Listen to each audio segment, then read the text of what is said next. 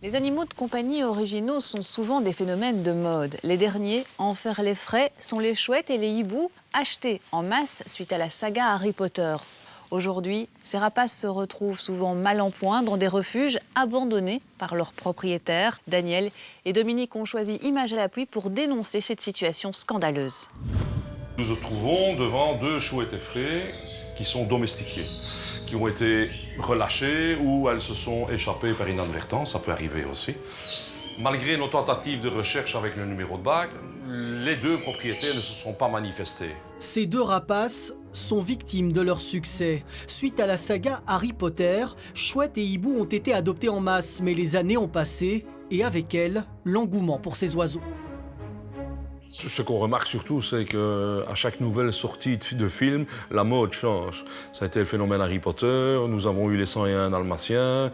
Donc à chaque fois qu'il y a un film qui plaît aux gens ou que certains animaux plaisent aux enfants, malheureusement, les parents souvent craquent.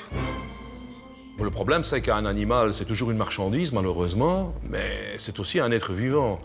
Il faut s'en occuper, ça demande des besoins physiologiques, biologiques, donc c'est pas évident. Et puis parfois, ce qui arrive très souvent, c'est que les enfants grandissent et ils s'en désintéressent. Résultat, de nombreux oiseaux abandonnés atterrissent dans un centre de revalidation comme celui-ci, situé à Bruxelles, car une fois dans la nature, ils sont incapables de survivre. Non, on ne peut pas les relâcher dans la nature pour la simple raison, c'est qu'on a fait des tentatives et elles ont été habituées à manger au poussin, donc elles ne chassent pas. Donc si on la laisse, si je la lâche dans la nature, on a beaucoup de chances qu'on va la retrouver morte d'ici quelques jours. Dominique le rappelle, une chouette n'est pas un animal domestique.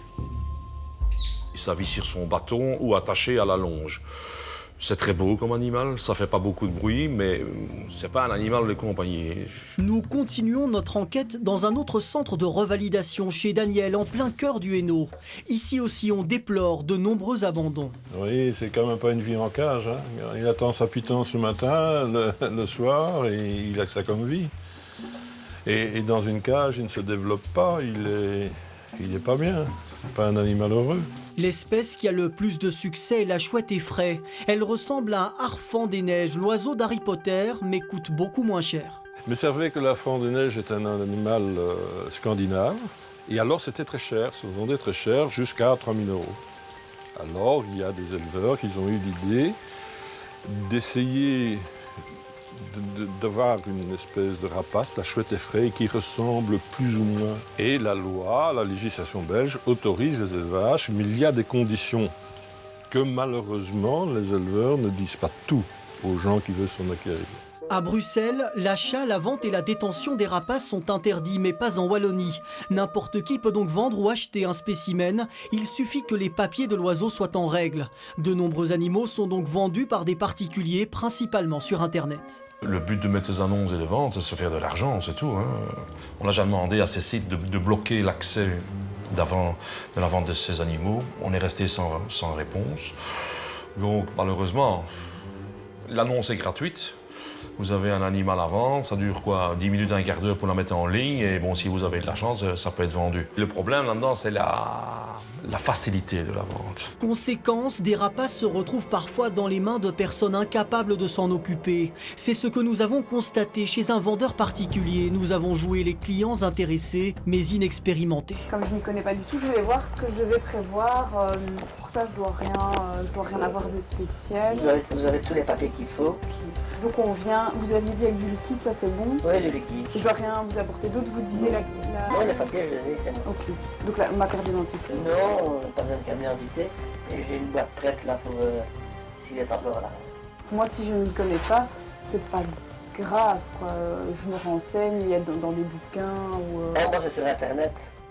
Nous aurions pu repartir avec une chouette sans recevoir aucun conseil. Autre problème, le vendeur ne nous prévient pas qu'une dérogation est obligatoire. Un document qui doit être délivré par le département de la nature et des forêts. Ou il se trompe, ou il est ignorant, ou il est malhonnête.